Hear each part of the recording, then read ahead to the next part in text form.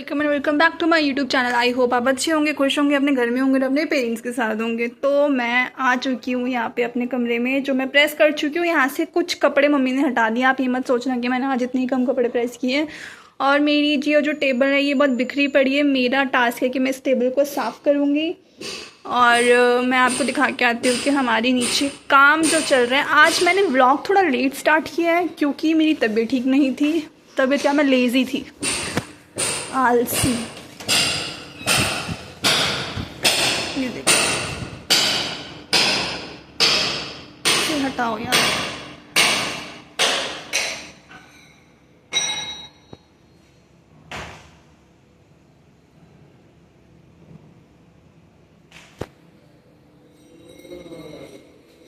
तो हम देख चुके हो कि ऐसा काम चल रहा है। और मैंने बताऊँ, मैंने आज ब्लॉग कितने बजे स्टार्ट किया है। अब की टाइमिंग देखो, 4 बजे शाम के। पर आप ये देखो कि मैं वहाँ बैठ के पढ़ रही हूँ अभी। और मैं आपको बता देती हूँ इन शॉर्ट मैंने सुबह सुबह से क्या किया है। पर आप ये देखो, हमारे सामने वाले में भी घर बन रहा है। मतलब देख लो कंस्ट्रक्शन का इतना बुरा, क्या ही बताऊँ। मतलब मुझे वर्ड नहीं आ रहा बोलना, अब समझ जाओ तुम। और यहाँ पे मेरे कुछ पौधे जिनमें पानी देना मुझे बहुत अच्छा लगता है।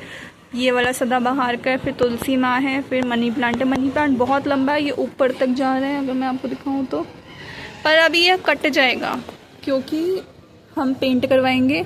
और यहाँ पे मम्मी का सूट सूख रहा है, नहीं दिख रहा क्या? सूट सूख रहा है जो मम्मी कल ख़रीद के लाई थी। मौसम इतना अच्छा हो रहा है ना, सुबह 4 बजे का, सॉरी शाम को 4 बजे मौसम बहुत ज़्यादा अच्छा हो रहा है। और ये देखो, ये दिखाती हूँ।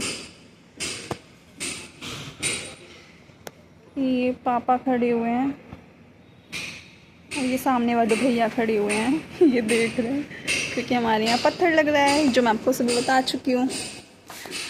और सुबह से उठ के मैंने घर का काम किया था, जो मेरा आजकल का रूटीन बन चुका है। फिर मैं सो गई थी क्योंकि मैं थक गई थी। फिर मैं उठी 12 या 1 बजे के करीब मैं उठी। फिर मैंने अपनी पढ़ाई शुरू कर दी थी। और मेरा आज का जो टॉपिक है वो मैं आपको बताऊं। ये देखो, मैंने यहाँ पे भी नोट्स बनाने शुरू किए हैं।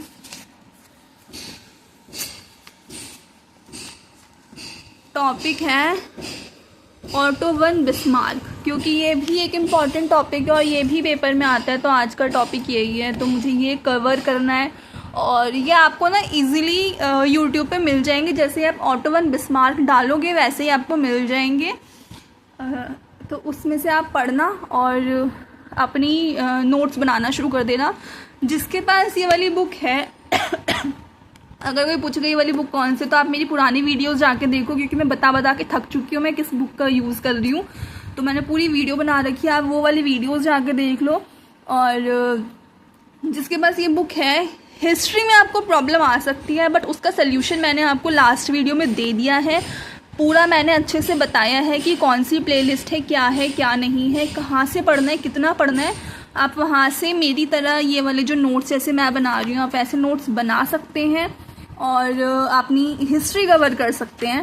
क्योंकि मुझे ऐसा लगता है यार, क्योंकि मैं फर्स्ट टाइम दे रही हूँ, मैंने सोचा था कि मैं अपने हाथों से नोट्स लिखूँगी तो मुझे और भी ज़्यादा टाइम लगेगा। अपना टाइम सेव करने के लिए मैंने ये वाली बुक परचेज़ की है, जिसमें एक ही जगह पे आपको पूरा एक टॉपिक कवर करने को मिल जाता है। फॉर एग्जांपल, अगर हम 1857 का रिवोल्ट देखेंगे तो वो 8th में भी है, 9th में भी, 10th में भी, और 11th में भी, और 12th में भी है। बट हम इतना नहीं कर सकते ना, तो मैंने ये सोचा था कि इसमें होगा। But to be very honest, 1857 का रिवोल्ट इसमें बहुत कम दिया हुआ है। तो अगर आप YouTube पे टाइप करोगे 1857 का रिवोल्ट, तो आपको वहाँ पे अच्छी खासी वीडियोस मिल जाएंगी। और 1857 का रिवोल्ट मिस करके मत जाना, क्योंकि एंशियंट हिस्ट्री और मेडिवल हिस्ट्री इस बार निकाल दी गई है। तो कुछ टॉपिक्स हैं, for example French revolution, Russian revolution, unification of Italy, unification of Germany, American revolution. तो इन सब की वीडियो तो मैंने आपको लास्ट में बता दी गई है। प्लेलिस्ट बताई है मैंने आपको अच्छे से प्रॉपर। और ये बुक देखो, यहाँ से ऐसे करके फट रही है। तो ये देखो आप 1857 का रिवोल्ट कम दिया हुआ है। मैंने अभी ऐड ऑन नहीं किया है, पर मैं भी इसमें ऐड ऑन करूँगी। बहुत सारी चीज़ें जो मैंने इसमें ऐड ऑन करी हैं जो PYQs में आई हैं, बट बाद में जब मैंने इसके पेपर्स एनालाइज किए तो वो सारी चीज़ें ना क्वेश्चंस के थ्रू कवर हैं। ये सारी चीज़ें मैं आपको अपनी पुरानी मतलब इससे पहले वाली जो वीडियो मैंने अपलोड करी है उसमें आपको बता चुकी हूँ। तो आप इस तरीके से पढ़ाई कर सकते हो, और अगर कोई और डाउट हो तो वो भी पूछ लेना। तो अभी मैं ये अपना ऑटो वन बिस्मार्क का चैप्टर कंप्लीट करती हूँ। ये जो चीज़ है समाचार पत्र, ये पढ़ के ज़रूर आ जाना, ये क्योंकि पूछे जाते हैं। और मैंने एक चीज़ और देखी है कि अभी जो DSSP के एग्ज़ाम्स चल रहे हैं उसमें स्टेट वाइज लैंग्वेज पूछ रहे हैं वो, कि इस स्टेट की कौन सी लैंग्वेज है। तो वो चीज़ ज़रूर पढ़ के जाना अगर पढ़ सकते हो तो, अदरवाइज़ जितना हो रहा है उतना पढ़ो। देखो ये गदर पार्टी का ये आया था कि कामागाटा, सो गॉड मुझे पढ़ना नहीं आ रहा, कामागाटा मारू ये एक शिप का नाम था। इसके ऊपर एक क्वेश्चन भी आया है जहाँ से हमारा जो गदर मूवमेंट था, ये दिखा देती हूँ आपको यहाँ पे, गदर पार्टी, गदर मूवमेंट लाला हरदयाल सिंह के द्वारा जो चलाया गया था। और यहाँ पे आज़ाद हिंद फ़ौज के बारे में है कि आज़ाद हिंद फ़ौज किसने बनाई थी, तो सुभाष चंद्र बोस ने नहीं बनाई थी, कैप्टन मोहन सिंह ने बनाई थी। बाद में बाद में आज़ाद हिंद फ़ौज को सुभाष चंद्र बोस ने आगे बढ़ाया था। तो ये सारी चीज़ें कुछ बेसिक चीज़ें जो आपको ध्यान रख के जानी है। और ये वाला जो कॉलम है ये भी अच्छे से पढ़ के जाना। मैं अभी रोक देती हूँ, अगर किसी को स्क्रीनशॉट लेना है तो ले लेना, अब ले लेना स्क्रीनशॉट, एक सेकेंड, हाँ अब ले लेना स्क्रीनशॉट। और टाइम कम है तो कोशिश करो जो मेन चीज़ है वो पढ़ लो, क्योंकि DSSB के ना यार अपना जो लेवल है बहुत ज़्यादा बढ़ा रहे हैं। मतलब इतना ज़्यादा लेवल कौन बढ़ाता है, आप ग्रेजुएशन तक लेके जा रहे हो और हमें पढ़ाना 10th क्लास तक के बच्चों को है। तो 10th क्लास तक का पूछो ना, आप 11th-12th में भी क्यों नहीं जा रहे हो। तो वही आज के टाइम पे गवर्नमेंट जॉब लेना इज़ नॉट ईजी। तो ये सारी कुछ फेमस पर्सनालिटीज़ हैं, किसने क्या किया क्या नहीं किया, और किसका क्या योगदान था। जैसे यहाँ पे आप देखोगे सुभाष चंद्र बोस, ये चीज़ याद रखना। प्रथम शिक्षा मंत्री कौन थे, मौलाना अब्दुल कलाम आज़ाद थे। सरदार वल्लभ भाई पटेल कौन थे, उनको किस चीज़ की उपाधि दी गई, लौह पुरुष सरदार की उपाधि किसने दी, ये भी पढ़ के जाना। और एक और क्वेश्चन था कि गांधी जी का राजनीतिक आंदोलन कौन था, वो था खेड़ा सत्याग्रह। तो ये सारी चीज़ें कुछ हैं जो आप पढ़ के ज़रूर जाना। और ज्योग्राफी के लिए ये बुक बेस्ट है, इवन पॉलिटिकल साइंस के लिए भी बेस्ट है और इको के लिए भी बेस्ट है। तो बस हिस्ट्री में आपको थोड़ी सी मेहनत करनी पड़ेगी, इसीलिए मैं अभी हिस्ट्री में थोड़ी लेट हो रही हूँ कि मेरा अभी हिस्ट्री का वैसे प्रॉपर सिलेबस कंप्लीट हो चुका है। मुझे सिर्फ ऑटो वन बिस्मार्क मतलब यूनिफिकेशन ऑफ जर्मनी और इटली पढ़ना है, तो फिर मेरा पूरा कवर हो जाएगा। तो yes that's it for today's video. तो अभी मैं अपना ऑटो वन बिस्मार्क कंप्लीट करती हूँ अच्छे से पढ़ के, फिर उसके बाद 5 बजे मेरे ट्यूशन वाले बच्चे आ जाएंगे तो उनको ट्यूशन देना है। उसके बाद थोड़ा सा मैं पूजा पाठ करूँगी, भगवान से थोड़ा अरे हाँ एक और चीज़ बतानी है, वेट ये देखो हमसे ये पूछा जाता है, ये आपका जो आएगा द्वितीय विश्व मतलब सेकेंड वर्ल्ड वॉर में आएगा कि अमेरिका ने जापान पे कौन से 2 बम फेंके थे, हिरोशिमा और नागासाकी। ये सबको पता है, ये बच्चों को भी पता है, बट उन बम के नाम क्या थे। हिरोशिमा एक जगह है जहाँ पे एक बम फेंका गया था, लिटिल बॉय, और नागासाकी भी एक जगह है जापान में जहाँ पे कौन सा बम फेंका गया था, फैट मैन बम फेंका गया था। तो इस चीज़ का याद रखना। और एक और चीज़ है, फोनी वॉर क्या होता है, मतलब जो 6 महीने के लिए वॉर चलता है उसको हम फोनी वॉर बोलते हैं।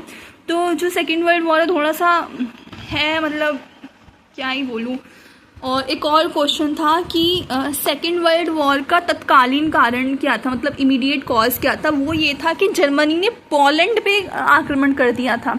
और फर्स्ट वर्ल्ड वॉर का कारण क्या था, वो ये था कि ऑस्ट्रिया और हंगरी के जो राजकुमार थे उनका नाम था, ये देख लो ये जो नाम था, तो इनकी मृत्यु एक कारण थी फर्स्ट वर्ल्ड वॉर का। और सेकेंड वर्ल्ड वॉर का कारण था कि जर्मनी का और पोलैंड पे हमला। और एक और क्वेश्चन पूछा जाता है कि जो गैस चैम्बर था जो हिटलर ने बनाया था वो कहाँ बनाया गया था, वो बनाया गया था पोलैंड में। और ये जो संधि है, ट्रीटी है, वॉइसराय की संधि, ये बहुत ज़्यादा इम्पॉर्टेंट है, इनसे भर भर के क्वेश्चन आते हैं, तो इसकी डेट ज़रूर याद करना। और यही मेन रीज़न होता है वर्ल्ड वॉर सेकंड का। पर अगर कोई तत्कालीन को कारण पूछे तो वो पोलैंड पे आक्रमण था।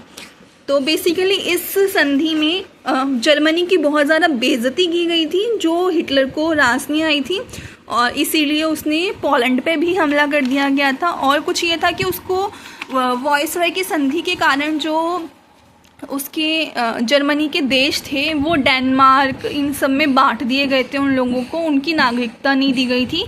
और इसी वजह से जब जर्मनी अपनी वापस मांगता है जगहें तो वो पोलैंड पे हमला कर देता है। और पोलैंड पे हमला करने वाला एक और देश था, वो कौन सा देश था वो आप मुझे कमेंट में बताना, क्योंकि ये भी पूछा गया है कि पोलैंड पे और किसने, जर्मनी के साथ साथ किसने और हमला किया था, तो ये भी पूछा गया है। और मेरी नेल पेंट देख रहे हो,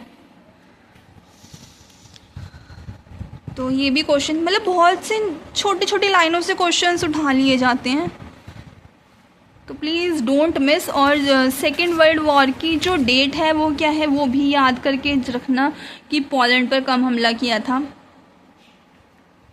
आई थिंक मैंने आपको अब सब कुछ बता दिया है। और यूएनओ की वीडियो मैंने आपको बता दी, आप यूएनओ कहाँ से कवर कर सकते हो। और ये भी, ये जो पूरा प्रिंट हाईलाइटेड है ना, ये भी बहुत ज़्यादा इम्पॉर्टेंट है, तो ये भी आप याद करना। और ये भी देखो, ये भी PYQ में आया हुआ है। तो यस, आप अपना वर्ल्ड वॉर कंप्लीट करो, मैं अपना ऑटो वन बिस्मार्क कंप्लीट करती हूँ। फिर मिलते हैं नेक्स्ट व्लॉग में कुछ नई चीज़ों के साथ। अगर आपको कुछ पता होता तो प्लीज़ आप भी मुझे सजेस्ट करो, क्योंकि मेरा भी ये फर्स्ट टाइम है और आई वांट कि हम सबका फर्स्ट टाइम में ही क्लियर हो जाए। मतलब कुछ का सेकंड टाइम भी हो सकता है, पर जो भी इस बार पेपर दे रहे हैं मैं चाहती हूँ कि सबका क्लियर हो। तो चलो आज का व्लॉग यहीं फुल स्टॉप देते हैं और फिर मिलते हैं कल अगले व्लॉग में। तब तक के लिए थैंक यू।